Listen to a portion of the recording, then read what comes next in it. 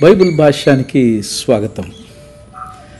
దావీదు యొక్క జీవితాన్ని ప్రభావితము చేసి దేవునికి ఆయాసకరమైనటువంటి సప్త సంఘటనలను జ్ఞాపకం చేసుకుని,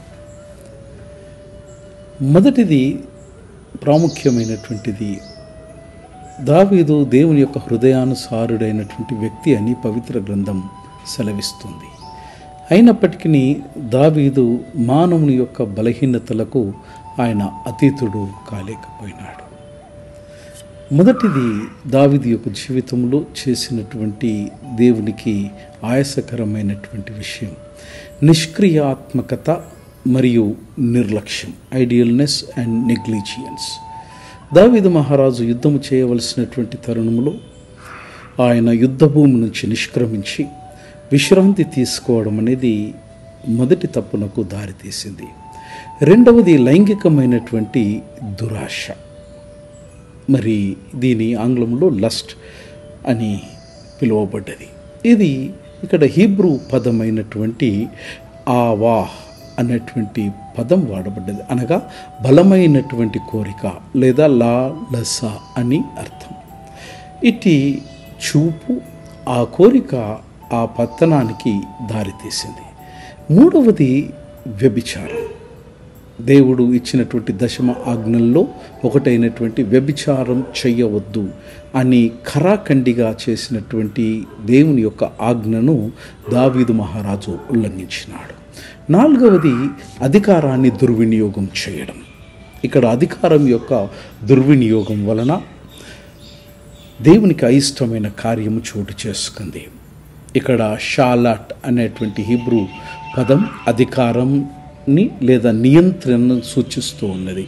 రాజు తన యొక్క అధికారాన్ని మంచికి కాకుండా, ప్రజల యొక్క సర్వతోముఖాభివృద్ధికై కాకుండా తన సొంత కోరికల కొరకు ఉపయోగించినాడు కనుక దేవుని దృష్టిలో అది నేరముగా చూడబడ్డది.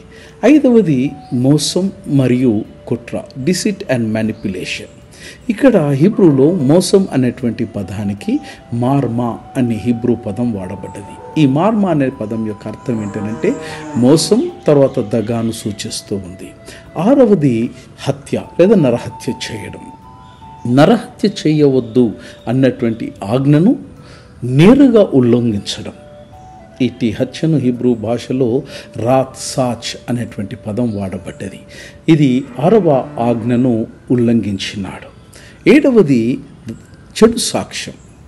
దావీదు మహారాజు యొక్క పాపాలన్నీ దేవుని యొక్క నామానికి చాలా పెద్ద అపఖ్యాతిని లేదా అపకీర్తిని తీసుకుని వచ్చినాయి. ప్రవక్త అయినటువంటి నాతాను చెప్పినట్లుగా, యెహోవా శత్రువులకు దూషణ చేయుటకు నీవు ఈ కార్యముల వలన గొప్ప అవకాశం ఇచ్చితివి.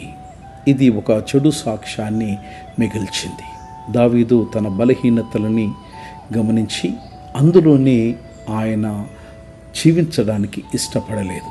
దేవుని దగ్గర క్షమాపణ ఉందని, దేవుడు కరుణిస్తాడని, శరణు అన్నవానికి మరణము లేదన్నటువంటి విషయాన్ని గ్రహించి దేవుని సన్నిధానంలోకి వెళ్ళి ఉన్నది ఉన్నట్టుగా నేను యెహోవాకు విరోధంగా పాపము చేసి తినని చెప్పేటువంటి ఆ గొప్ప ధైర్యమైన చేసినాడు. ఆయన పాపాన్ని ఒప్పుకున్నాడు.